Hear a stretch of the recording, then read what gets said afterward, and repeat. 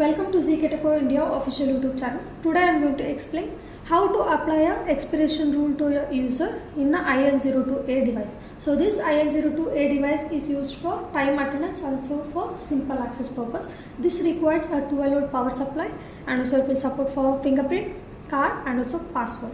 So now I will show how to apply a expiration rule. First you have to click on menu. Okay. You will enter into menu where you have to go for system option. Click on OK. Then here you have to go for second option, attendance. Okay, click OK. So come down, you will get expiration rule. So first you have to enable expiration rule. Here you can see I have already enabled. So next go for next option, expiration rule options. So click on expiration rule option. Here you will get three options. So one is keep user, no audit future punch. Means you can keep the user in the device, but there will be no future punch will be saved. Okay. Second option is keep user and audit future punch. Means you can keep the user and you can save the future punches of the users also. And delete user means you can delete users completely. Okay. To apply expiration to user means you have to set a second option, keep user and audit future punch. Okay, I have already set here second option. Then go for user management option. Here click on new user.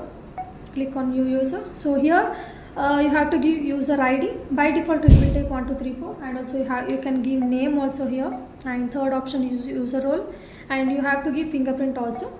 So here I will give fingerprint. Okay, enrollment is successful.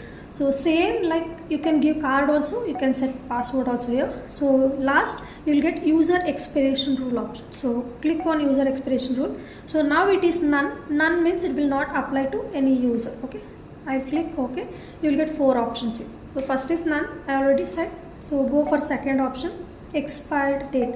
So here you can set a start date and end date for a particular access. Okay, expiration rule. Now go for third option, so entries. So here you can give a number of entries to a particular premises for a person. Okay, you can set 5 also here or 2 you can set it. Okay, then go for fourth option.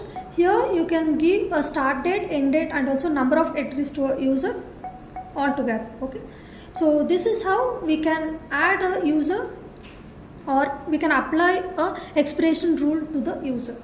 Okay, thank you.